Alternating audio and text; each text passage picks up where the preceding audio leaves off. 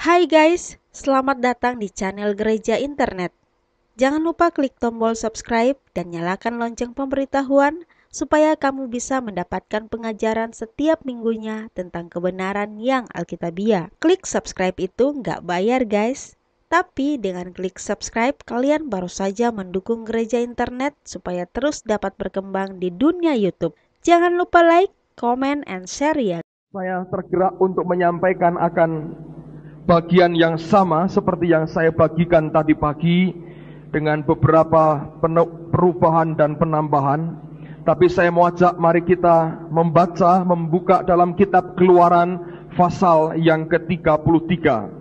Saudara sekalian, sebelum kita membuka akan Keluaran 33, saudara harus mengerti akan latar belakang daripada peristiwa yang terjadi pada Keluaran pasal 33 ini. Yaitu kalau saudara membaca pada Keluaran pasal yang ke-32 atau satu pasal sebelumnya. Nah, pada pasal 32 ada peristiwa yang sangat menyedihkan yang dialami oleh orang-orang Israel, yaitu ketika Musa naik menghadap Tuhan di Gunung Sinai. Setelah cukup lama ditunggu oleh orang-orang Israel, ternyata Musa tidak turun-turun juga. Nah, akibatnya mereka berpikir tentulah Musa ini sudah mati. Lalu Alkitab berkata dia mendesak kepada Harun supaya Harun mengizinkan mereka membuat akan patung anak lembu daripada emas. Alkitab berkata mereka lalu mengumpulkan akan perhiasan dan harta mereka, lalu mereka membentuk akan patung anak lembu yang terbuat daripada emas. Alkitab berkata bahwa pada saat itu orang Israel seperti kuda yang lepas kandang, dan Harun adalah orang yang melepaskan mereka dari kandang mereka. Nah, ketika Allah melihat itu, maka timbullah amarah Tuhan yang turun atas mereka. Sehingga kemudian Allah berkata kepada Musa bahwa Tuhan tidak mau lagi memimpin akan orang Israel, melainkan dia hanya akan kirim malaikatnya. Nah, sekarang mari kita lihat pasal 33 dari kitab Keluaran, mulai ayat yang pertama saya akan baca sampai dengan ayat yang ke-6. Keluaran 33 ayat yang pertama sampai dengan ayat yang ke-6. Dikatakan demikian oleh firman Tuhan. Berfirmanlah Tuhan kepada Musa, pergilah, berjalanlah dari sini, engkau dan bangsa itu yang telah kau pimpin keluar dari tanah Mesir ke negeri yang telah kujanjikan dengan sumpah kepada Abraham, Ishak dan Yakub. Demikian, kepada keturunanmu lah akan kuberikan negeri itu. Aku akan mengutus seorang malaikat berjalan di depanmu dan akan menghalau orang Kanaan, orang Amori, orang Het, orang Feris, orang Hewi, dan orang Yebus, yakni ke suatu negeri yang berlimpah-limpah susu dan madu. Sebab aku tidak akan berjalan di tengah-tengahmu, karena engkau ini bangsa yang tegar tengkuk, supaya aku jangan membinasakan engkau di jalan. Ketika bangsa itu mendengar ancaman yang mengerikan ini, berkabunglah mereka, dan seorang pun tidak ada yang memakai perhiasannya.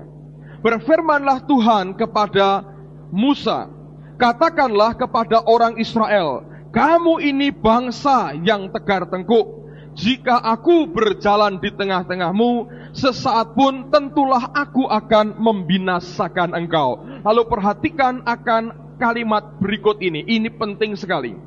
Oleh sebab itu, tanggalkanlah perhiasanmu, maka aku akan melihat apa yang akan kulakukan kepadamu.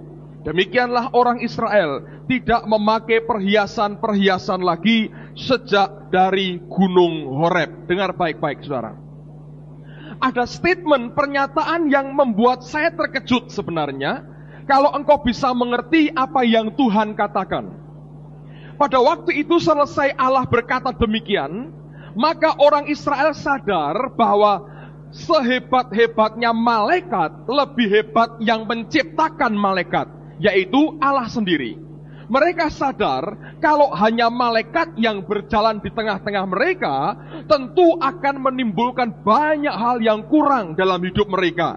Sebab malaikat tidak bisa mencipta apa-apa, tetapi Allah yang menciptakan, memberikan mana tiap hari. Anda bisa bayangkan? Kalau hanya malaikat yang berjalan di tengah-tengah, tidak ada kuasa mencipta apapun. Tapi kalau Allah bersama dengan mereka, kuasa penciptaannya luar biasa. Dan Allah hanya berjanji untuk malaikat ini mengalahkan musuh-musuh Israel, sehingga membuat mereka masuk ke tanah Kanaan. Mereka berkabung, mereka meratap, mereka bertobat dari kesalahan mereka, sehingga Tuhan berbelas kasihan kembali. Nah, sebelum Allah menolong mereka, sebelum Tuhan mengulurkan tangan, sebelum Allah kembali menyertai mereka, ada satu permintaan yang Tuhan ajukan kepada orang-orang Israel. Dengar baik-baik, Tuhan berkata demikian. Oleh sebab itu, tanggalkanlah perhiasanmu. Dia minta apa? Perhiasan mereka. Kenapa, saudara? Karena dari perhiasan yang sama, dari bahan yang samalah mereka membuat akan patung anak lembu emas tadi. Sehingga Tuhan berkata, kalau engkau tetap memakai barang itu, satu kali engkau akan membuat barang yang sama, dan engkau akan memiliki berhala lagi dalam hidupmu. Nah, ini pelajaran yang sangat berharga. Kalau saudara menghendaki Allah tinggal dalam hidupmu dan memimpin, bergerak dan tinggal dan bergerak dan hidup di dalammu secara nyata, hal yang pertama adalah buang semua berhala dalam hidupmu. Engkau berkata, oh saya nggak punya berhala Pak. Patung-patung tidak punya, gambar tidak punya, foto-foto tidak punya. Saya berkata berhala bukan hanya patung, bukan hanya foto, bukan hanya lukisan tertentu, bukan hanya itu. Tapi segala sesuatu yang sudah menggantikan posisi Allah di dalam kehidupanmu, itu adalah berhala dalam hidup kita. Kalau engkau punya pacar, dan Tuhan berkata, aku tidak mau engkau kawin dengan orang itu, dan engkau nekat kawin dengan orang itu, saya beritahu, orang itu adalah berhala dalam hidupmu. Karena dengan demikian, engkau meremehkan perkataan Allah, dan engkau menyanjung orang lain lebih dari Allahmu. Kalau engkau punya pekerjaan tertentu, dan itu menyita waktumu, menghabiskan energimu, sehingga membuat Allah tersingkir dari yang utama dalam hidupmu, itu juga berhala dalam hidupmu. Bahkan saya berani berkata, pelayanan sekalipun bisa merupakan berhala dalam kehidupan kita. Saya dalam mulai bulan ini dan bulan-bulan selanjutnya, Tuhan minta untuk banyak diam di kota Semarang, tidak banyak pelayanan keluar, hanya untuk jemaat. Saya sudah punya jadwal sampai Januari. Bahkan kalau mau saya ikuti sampai tahun depan sudah ada jadwalnya. Ketika Tuhan bicara begitu jelas, saya dihadapkan kepada pilihan. Apakah saya harus membatalkan semua jadwal yang sudah tersusun dengan menuruti perintah Allah, atau tetap saya jalankan jadwal itu dan saya melanggar kehendaknya? Kalau saya melanggar kehendaknya, pelayanan khotbah mimbar ini jadi berhala dalam kehidupan saya. Dengar baik-baik, yang namanya berhala itu bukan patung yang kita sembah-sembah saja, tapi sesuatu yang menggeser posisi Allah dari yang paling utama di dalam kehidupan kita. Dan yang aneh, mengapa Allah minta semua yang bisa menciptakan berhala disingkirkan? Lihat kalimat berikut ini, dia berkata, oleh sebab itu, tanggalkanlah perhiasanmu, maka aku akan melihat apa yang akan kulakukan kepadamu. Dalam bahasa Inggrisnya sedikit beda. Dia berkata, tanggalkanlah perhiasanmu, that I may know what to do to you. Sehingga aku bisa mengerti apa yang bisa aku buat bagi kamu. That I may know what to do to you. Dengar baik-baik saudara. Saya terkejut dengan statement ini. Karena itu artinya, berhala dalam hidup kita itu menutupi mata Tuhan dari pandangannya atas kehidupan kita. Selama berhala dalam hidup kita tidak dengan rela kita singkirkan. Itu berarti implisit Allah berkata, selama ada berhala dalam hidupmu, aku tidak ngerti mesti berbuat apa atas hidupmu. Kita berteriak-teriak, kita berseru-seru, kita menyembah kepada Allah, kita minta tolong, tapi sepertinya pertolongan Tuhan tidak datang. Kenapa? Yang menutupi mata Allah dari pandangan atas hidupmu adalah berhala itu. That I may know what to do to you. Dibutuhkan ketaatan sebenarnya untuk berkata ya dengan semua yang Allah kerjakan. Mengapa banyak orang Kristen tidak diberkati? Di antaranya karena banyak berhala dalam hidupnya. Mungkin anak-anak juga bisa jadi berhala. Mau apa sedikit? Wah lah anak saya. Mau apa sedikit? Wah anak saya masih kecil. Mau apa? Wah gak bisa, anak saya lagi ngompol. Mau apa anak saya? Semua anak berhala. Oh orang tua saya. Oh mereka mau arisan. Nah apalagi berhala, saudara. Segala sesuatu yang menghalangi Allah bekerja dalam hidupmu, yang membuat Allah digeser dari bagian yang paling utama dalam hidupmu, itu merupakan berhala. Dan rupanya itu menghalangi mata Allah dari melihat apa yang bisa Allah kerjakan di dalam hidup saudara. That I may know what to do to you. Mestinya kan Allah ngerti apa yang bisa dia buat bagi kita. Kok nggak bisa? Karena berhala, saudara. Itu memblokir, menutup mata Tuhan. Sehingga dia tidak bisa melihat apa yang bisa dia buat bagi hidupmu. Selama berhala itu tidak pernah kita mau singkirkan, kehidupan kita tidak akan pernah berkenan di hadapan Tuhan. Engkau hanya berkutat, bergulat dengan berhalamu selama bertahun-tahun. Dan berkat Tuhan tidak bisa dicurahkan. Jangan berpikir berhala merupakan patung atau barang yang kita secara langsung sembah. Pokoknya segala sesuatu yang menghalangi hubungan antara engkau dengan Tuhan itu berhala. Ada orang yang berhalanya teman-teman baiknya. Kenapa nggak kebaktian? Oh lah teman-teman datang, kita main catur di Bandungan. Ya kebaktian dulu toh. Ya kita kan harus jadi saksi Tuhan, baik-baik sama orang dunia sampai kiamat, saudara. Kalau terus begini, mereka tidak bertobat, engkau ke neraka sekalian. Itu berhala, ngerti? Teruskan dalam hidupmu. Nanti engkau lihat Allah susah memberkati saudara. Saya berkata, kasih kepada Allah itu di atas segala-galanya dibandingkan kasih kepada manusia sekalipun. Kasih kita kepada dia harus di atas segala-galanya. Kalau pekerjaan, waduh ini minggu, ya tapi minggu ini pas rame ini, maaf ya, gak kebaktian dulu kan gak apa-apa. Tuhan kan omnipresence di mana-mana. Kamar mandi ada Tuhan, WC ada Tuhan, pabrik ada Tuhan, toko ada Tuhan. Kan saya langsung kontak dengan dia, kan tidak apa-apa. Kalau betul engkau berkata begitu, cintamu kepada Allah akan makin luar biasa. Berhala, saudara, pekerjaanmu. Akibatnya apa? Lihat, hidupmu gak diberkati. Karena itu menutup mata Tuhan. Alkitab berkata, matanya memandang kepada kita. Waktu engkau menciptakan berhala dalam hidupmu, berhalamu itu menutup mata Allahmu. Dan Allah harus berkata, singkirkan semua itu, that I may know what to do to you. Ketika engkau berteriak dan berkata, aku mau tahu, aku mau berbuat sesuatu untuk kamu. Tapi berhalamu menutupi mata Allah. Sehingga Tuhan tidak bisa bekerja apapun juga. Saya mau cerita buat saudara. Banyak orang berpikir bahwa konsep hidupnya sendiri itu merupakan sesuatu yang paling benar sih soalnya. Karena banyak orang yang berkata bahwa seringkali yang Anda pikirkan itu yang terbaik. Jadi akibatnya kita hidup seenak kita sendiri, tidak pernah mau hidup berdasarkan firman Tuhan. Saya tidak mau cerita sebetulnya, tapi toh satu kali Anda akan melihat dan Anda akan bertanya, daripada menimbulkan banyak masalah dan pertanyaan di kemudian hari. Saya mau cerita saja. Jangan tanya terlalu detail karena saya harus janji untuk tutup mulut sebagian dari cerita ini. Tapi ini yang kami alami dan saya mau cerita buat saudara. Dan tidak usah nebak-nebak dan tidak usah buat teka-teki silang. Toh Anda tidak akan pernah ngerti pokoknya.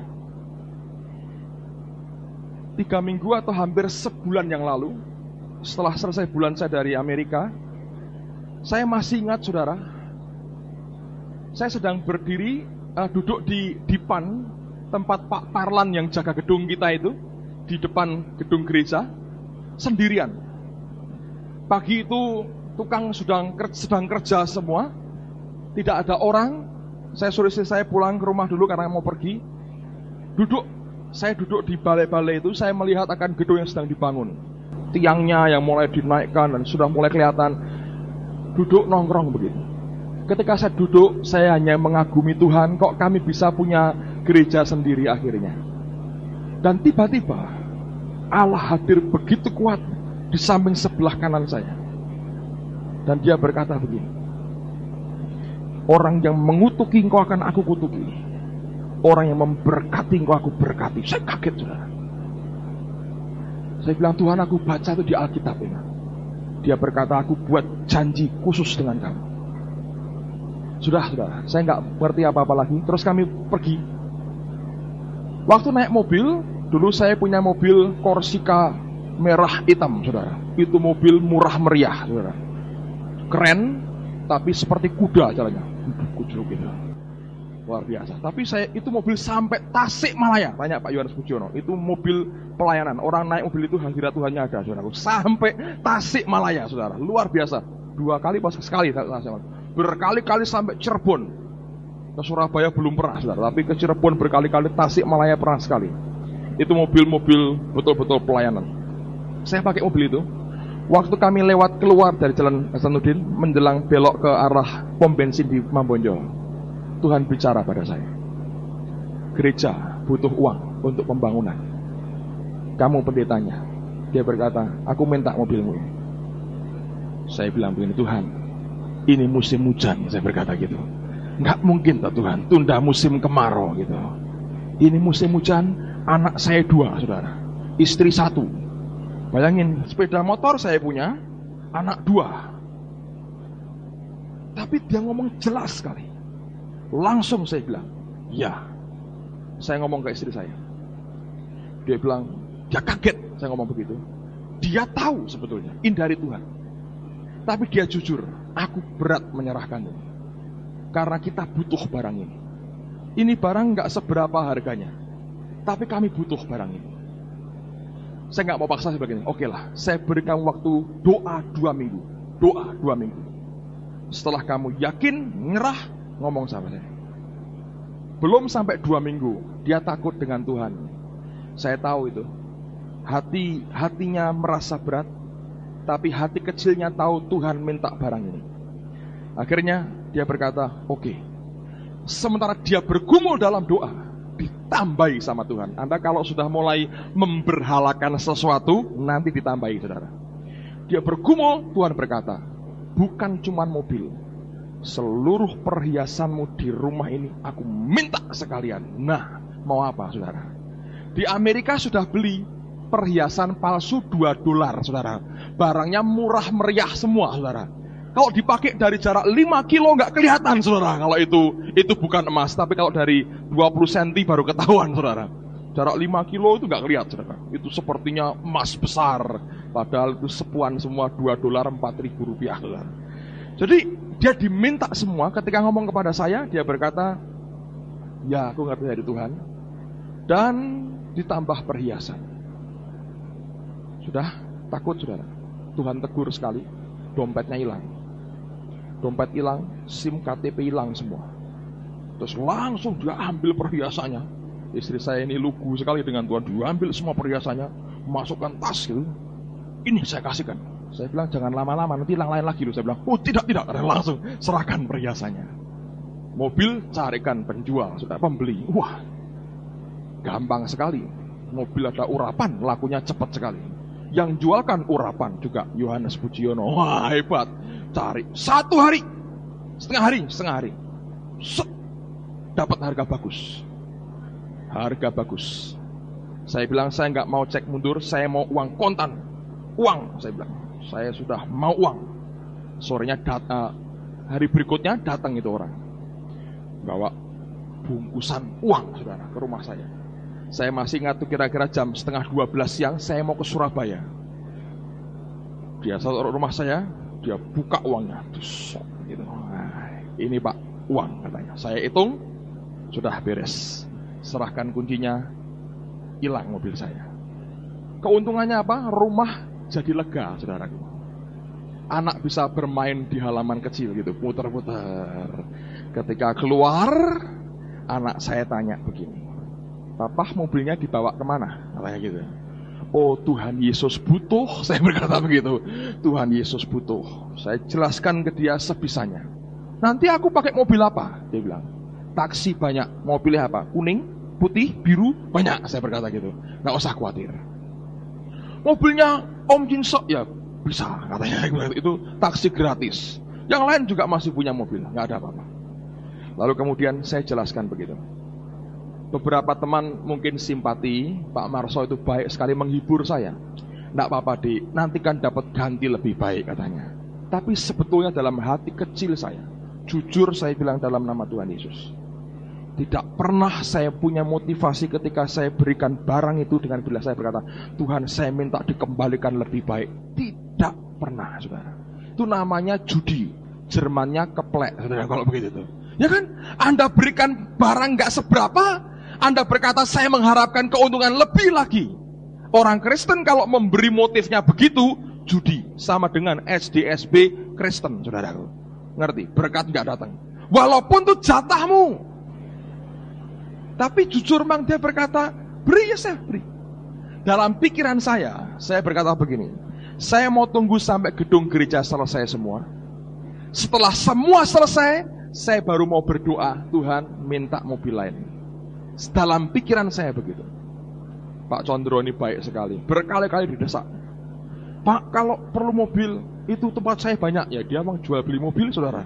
Tempat saya banyak Pak, boleh pakai kapan aja, tinggal ambil. Saya bilang, ya nanti kalau saya lagi senang gonta ganti mobil, tak datang saya nanti. Hari ini pakai Honda, besok saya pakai Mazda, biar keren. Saya bilang gitu, tiap hari ganti mobil. Tapi memang gak butuh terlalu banyak. Tuhan bisa atur begitu baik. Seringkali Pak Timotius pinjami mobilnya dan saya bisa pakai beberapa hari untuk pelayanan dan sebagainya. Jadi saya nggak terlalu, buat saya sih nggak terlalu memikirkan terlalu jauh. Saya hanya berkata saya sudah selesaikan bagian saya dan begitu tuh mobil keluar dari tempat saya, rasanya tenangnya luar biasa, sejahteranya luar biasa. Saya bilang Tuhan, saya berangkat Surabaya dengan sudah lunas utang saya. Saya bilang saya selesaikan semua. Haleluya, selesai. Sudah nggak mikir apa-apa.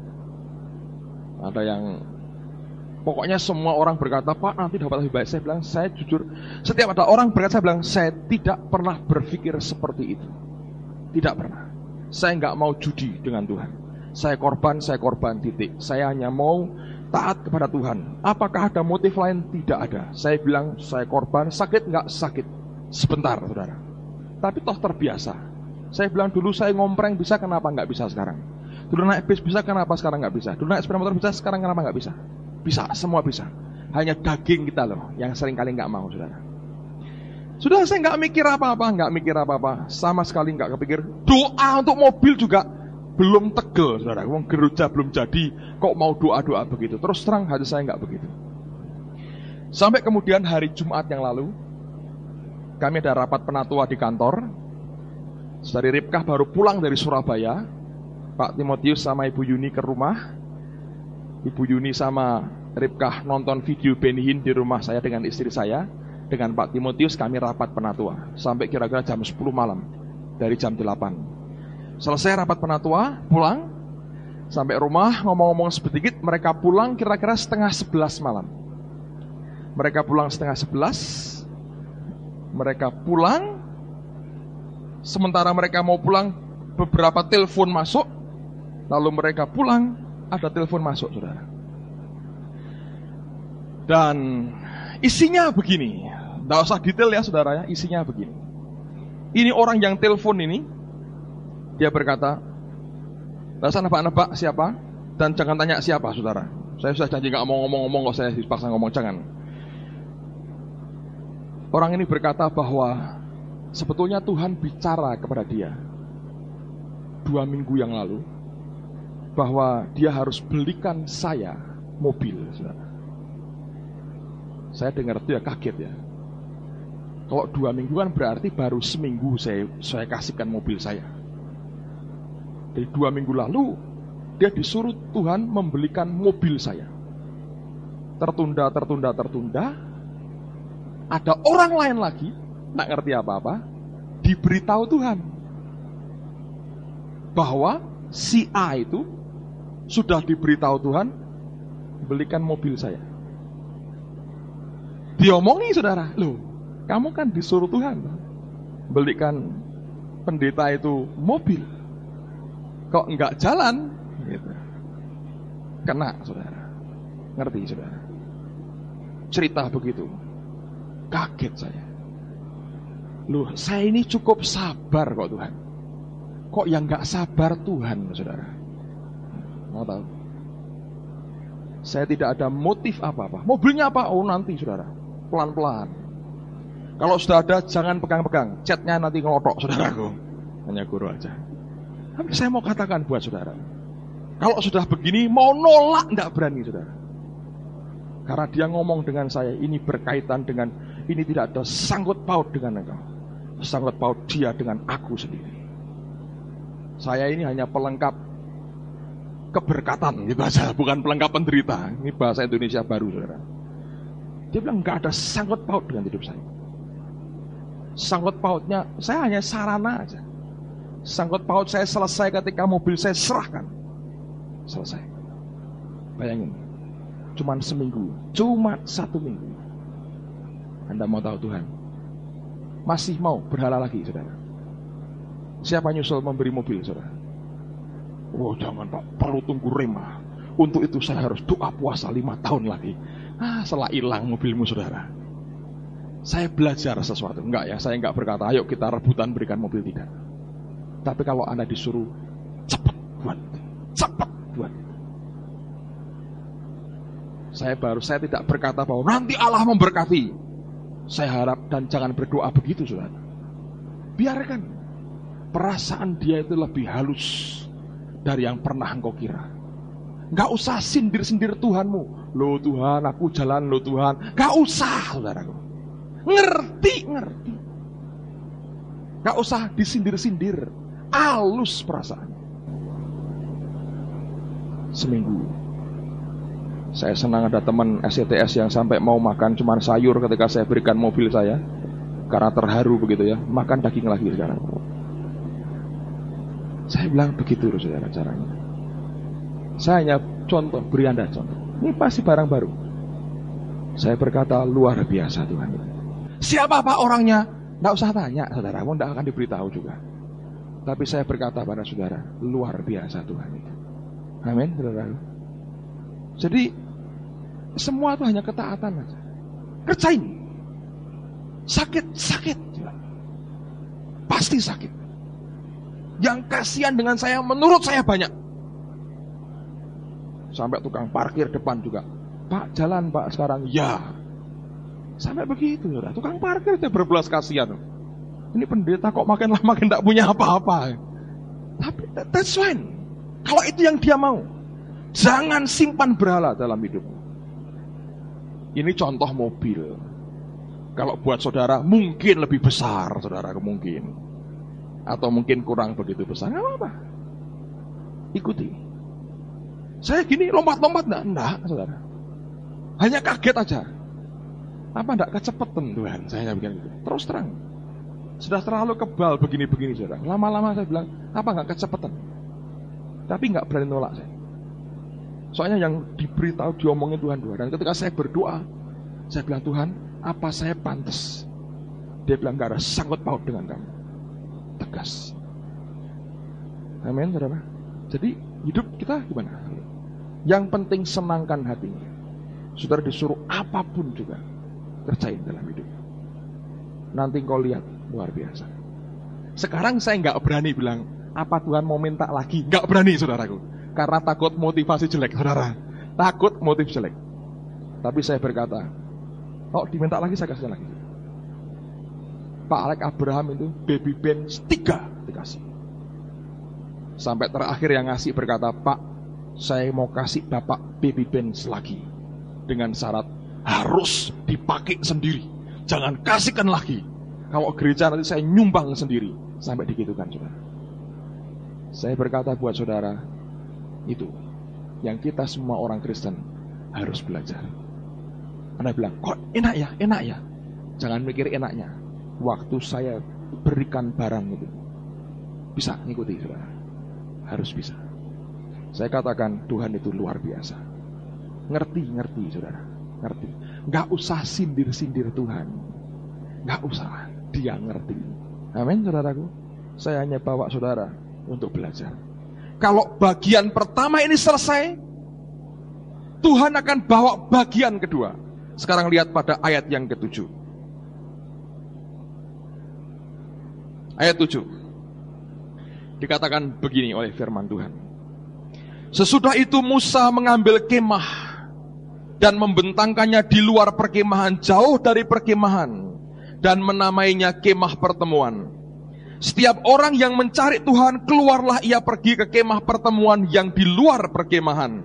Apabila Musa keluar pergi ke kemah itu, bangunlah seluruh bangsa itu, dan berdirilah mereka masing-masing di pintu kemahnya, dan mereka mengikuti Musa dengan matanya sampai ia masuk ke dalam kemah. Apabila Musa masuk ke dalam kemah itu, turunlah tiang awan dan berhenti di pintu kemah, dan berbicaralah Tuhan dengan Musa di sana. Setelah seluruh bangsa itu melihat bahwa tiang awan berhenti di pintu kemah, maka mereka bangun dan sujud menyembah masing-masing di pintu kemahnya. Perhatikan ayat 11. Dan Tuhan berbicara kepada Musa dengan berhadapan muka, seperti seorang berbicara kepada temannya. Kemudian kembalilah ia ke perkemahan.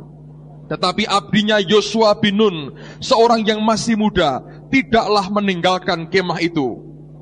Lalu berkatalah Musa kepada Tuhan, memang engkau berfirman kepadaku, suruhlah bangsa ini berangkat, atau tidak memberitahukan kepadaku siapa yang akan kau utus bersama-sama dengan aku.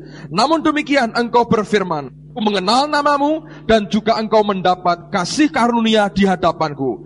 Maka sekarang, jika aku kiranya mendapat kasih karunia di hadapanmu, beritahukanlah kiranya jalanmu kepadaku, sehingga aku mengenal engkau, supaya aku tetap mendapat kasih karunia di hadapanmu. Ingatlah bahwa bangsa ini umatku. Saudara sekalian, ketika berhala dibongkar semua, disingkirkan, barulah Allah bisa berbicara kepada Musa seperti berbicara kepada teman. As a man speaks to his friend. Sebagai seseorang yang berbicara kepada temannya. Berhala itu membuka, ketika dibongkar, membuka hubungan antara Allah dengan saudara lebih akrab lagi. Anda dengar saksian Ribkah tadi? Tuhan bicara, Tuhan bicara, Tuhan bicara. Kok bisa dengar? Kenyataan terjadi. 3/4, setengah 4 baru keluar visanya. Saya mau ngomong buat saudara, kalau itu orang kita masih bisa. Tapi kalau itu orang Amerika, orang asing saudara, ini ceritanya lain. Mereka itu on time dalam soal waktu. Kalau mereka sampai overtime, itu artinya gaji mereka akan ditambah.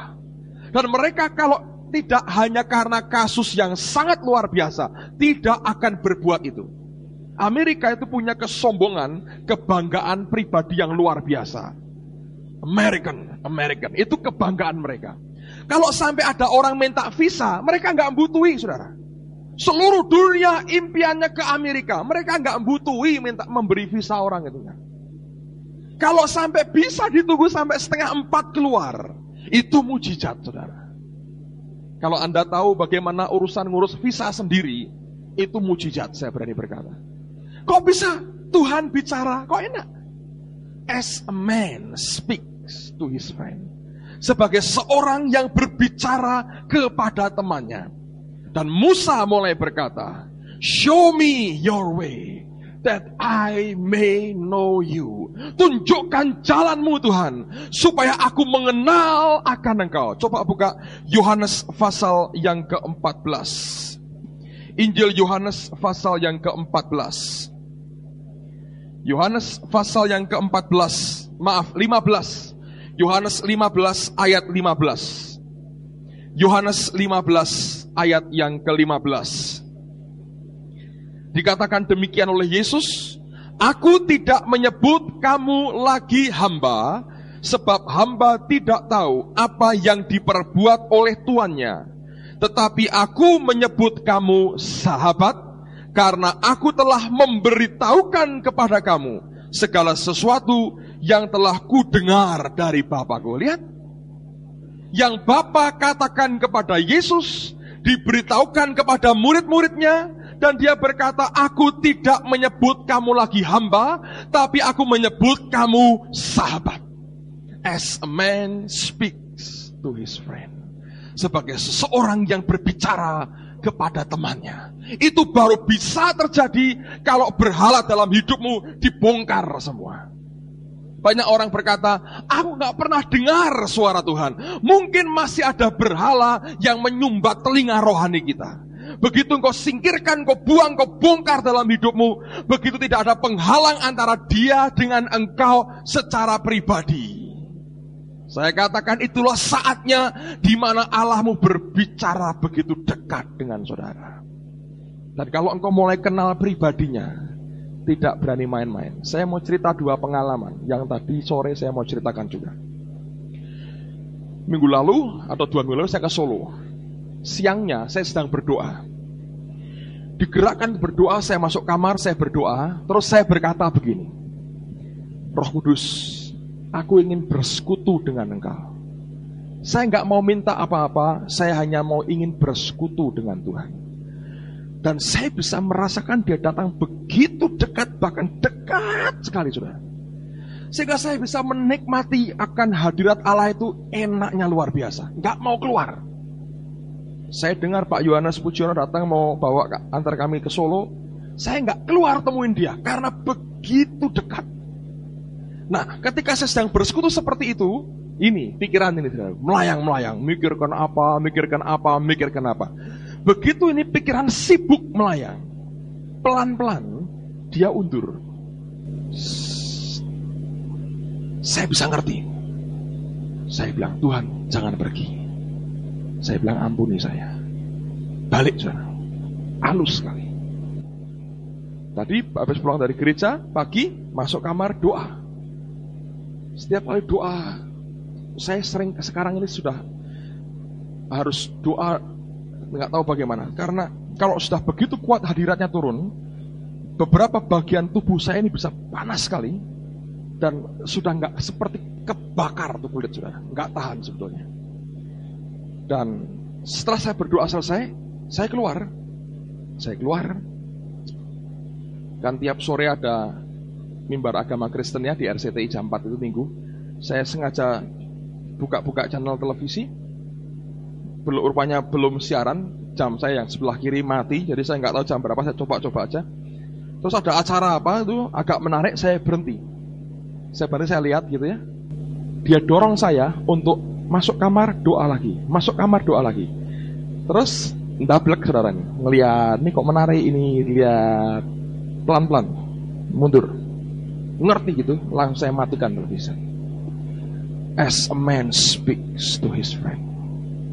Saudara mungkin nggak bisa bayangkan apa yang saya ceritakan, tapi kalau engkau sampai pada titik itu, engkau ngalami bergaul dengan Allahmu, saudara akan merasakan itu. Betul, saudara. Saudara akan merasakan itu. Dia begitu dekat, dia konkret, dia real. Bukan cuma konsep, oh Allah yang di atas sana, bukan. Tapi dia pribadi yang real, yang nyata sekali.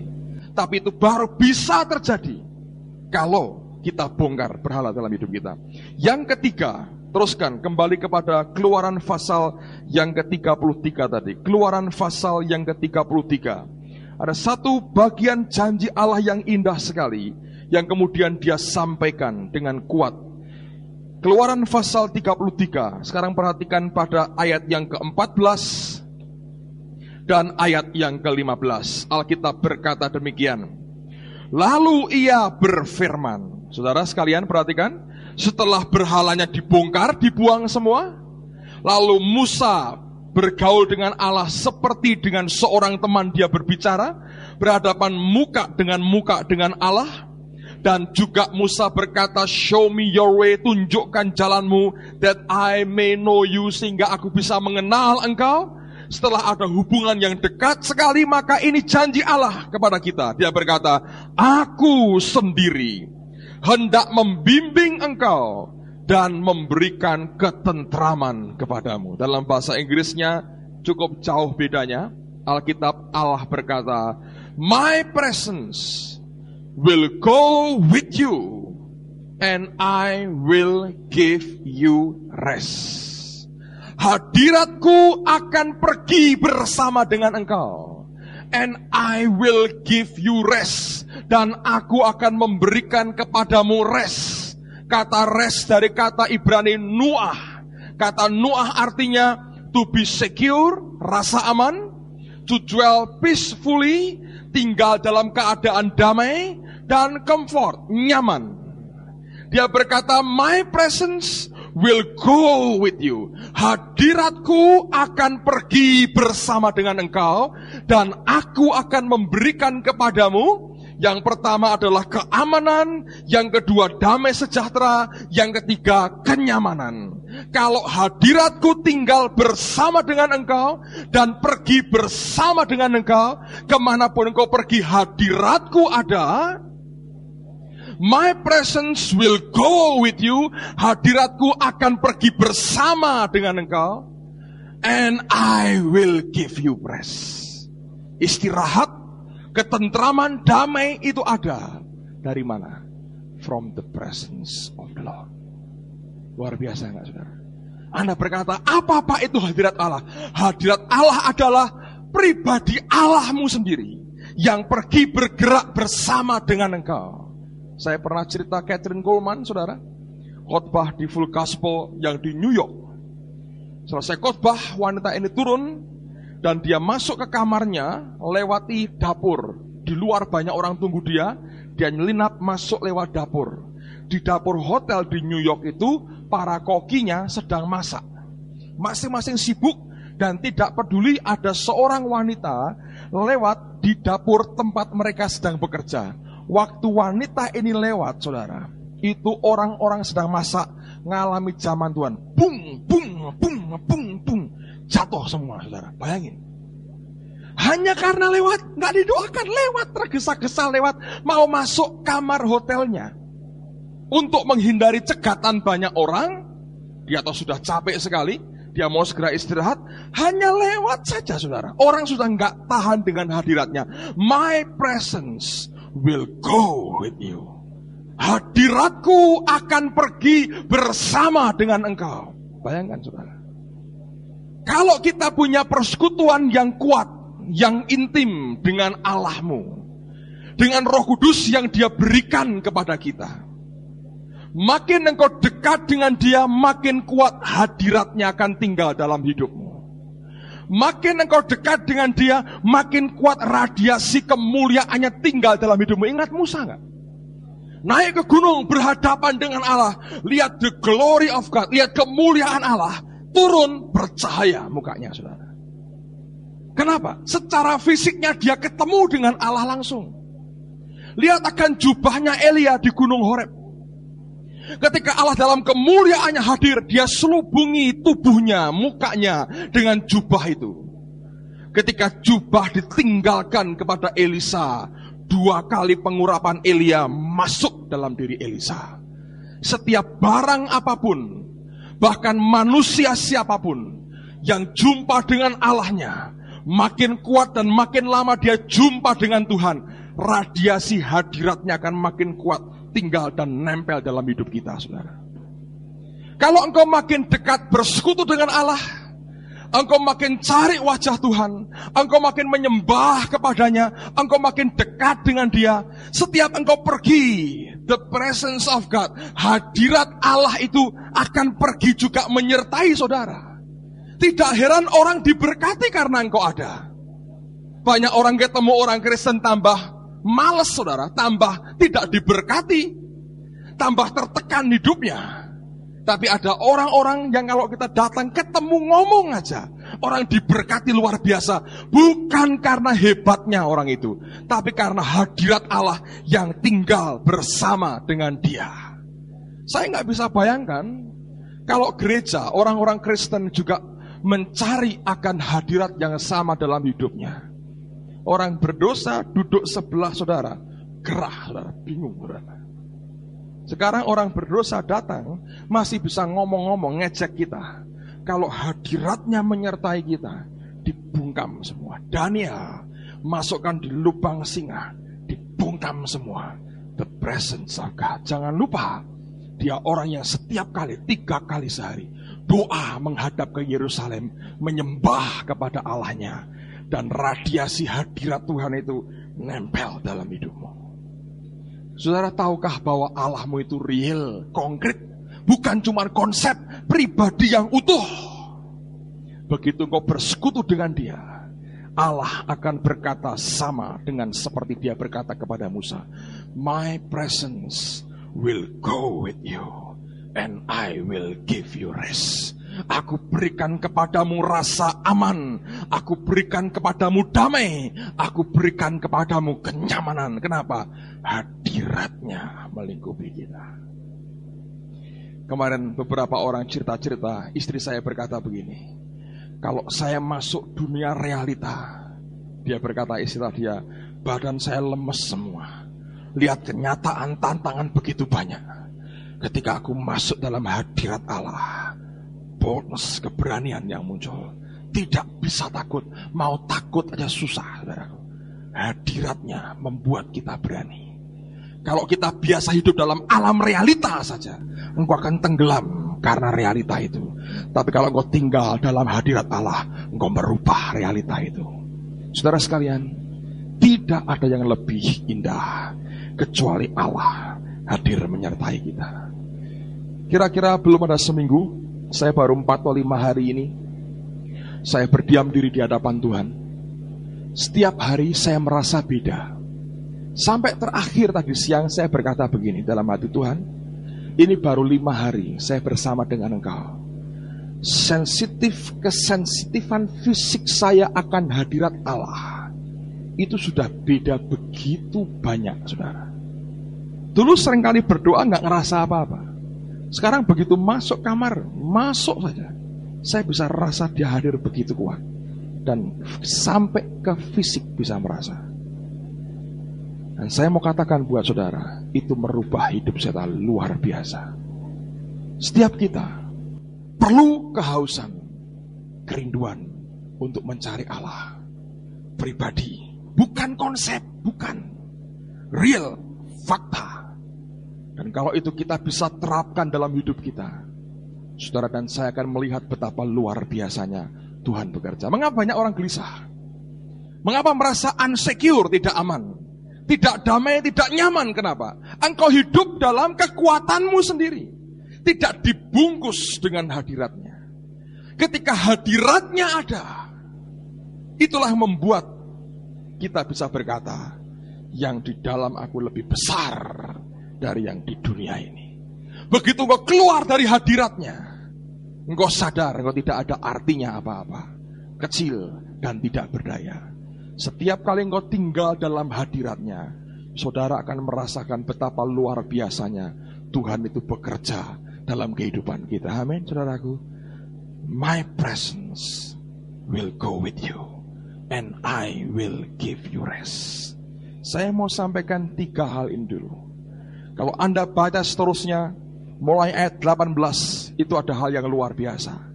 Musa berkata, show me thy glory. Tunjukkan kepadaku kemuliaanmu. Nanti akan saya sambung lagi, saudara. Ini luar biasa, mengajar kita banyak sekali. Kata glory dalam bahasa aslinya itu weight, bobot. Makin kuat hadirat Allah dalam hidup kita, makin kuat kemuliaan yang terpancar, makin kuat bobot hidupmu sebetulnya. Show me thy glory. Kata kemuliaan, kata mulia itu kata bobot. Dan Belshazzar, raja itu, ditimbang terlalu ringan. Habis, saudara. Kita belajar lagi nanti. Tapi saya mau katakan 3 ini dulu. 1, bongkar semua berhala dalam hidupmu. 2, mulai belajar bergaul dengan Allah. Hanya bisa kalau semua berhala hidupmu dibongkar. Ada orang yang berhalanya anaknya, berhalanya istrinya, berhalanya pekerjaannya, bongkar semua. Tempatkan dia di atas segala-galanya. Engkau bisa bergaul dengan Allah as a man speaks to his friend.